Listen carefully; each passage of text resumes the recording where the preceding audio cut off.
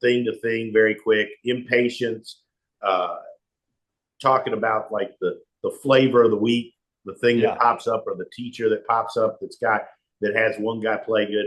Talk a little bit. You and I have worked together for a long time now, almost 10, 12 years, I think. And, one thing that's always been big with me is consistency in your program and in how you handle things, whether it's ups or downs. Talk a little bit about the importance and consistency and things that you think help people develop as a player, whether we're talking juniors or heck, the 15 handicapper that's trying to become a 5, right? Yeah, exactly. Exactly. No, and I think we've seen that a lot. And the overwhelming common theme amongst, we'll start with juniors, who develop well, are the ones that are consistent in the work that they do. Every golfer, in my opinion, wants to be as good as they can be right now. So there's a big lack of patience, especially when you got the college stuff looming.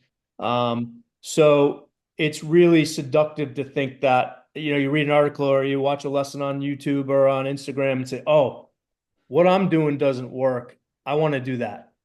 Right. And all of a sudden they start bouncing all over the place and they don't develop any consistency in terms of what they're trying to learn.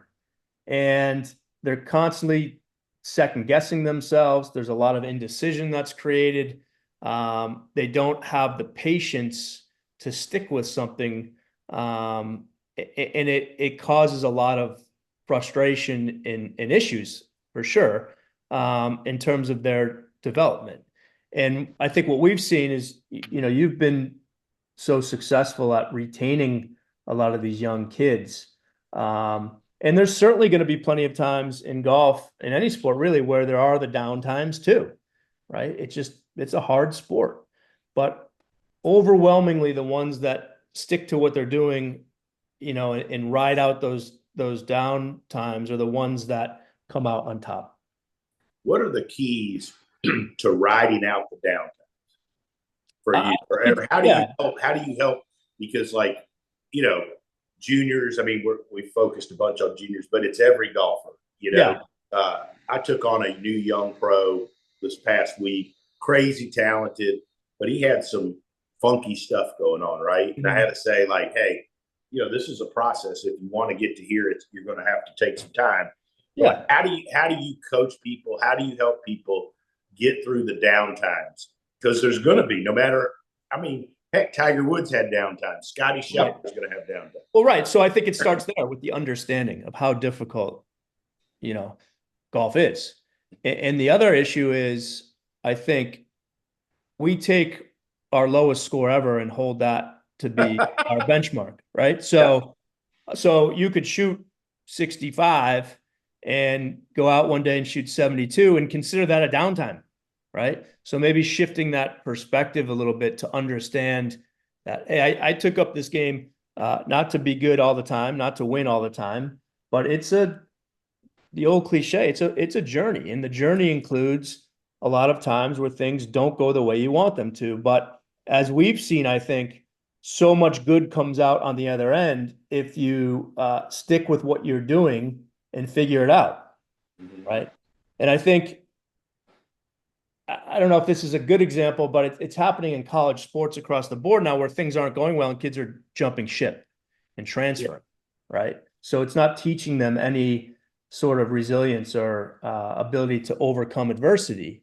And golf is full of that. And you're right. You can point to the best players in the world, even, who have gone through plenty of times where they've struggled, whatever that means to them. But I think, really being careful to not hold yourself accountable to when you were at your best, right? It's nice to have goals and to want to go out. Everyone wants to go out and play well all the time.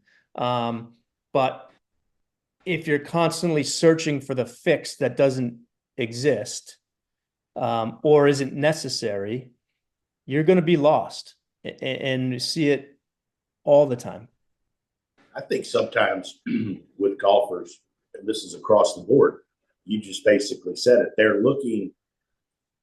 They assume if they don't play good for a stretch that something is wrong. Right. Right. Or that something needs to be fixed.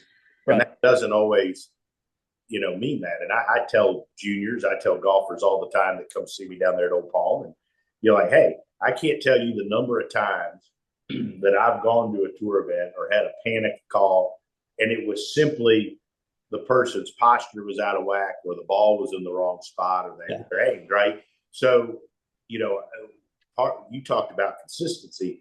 To me, the biggest thing from a golf teacher's point of view when I'm relaying this to players is like, you've got to be consistent in monitoring the things you can control. Sure. Right. And if you do a good job of that, to me, that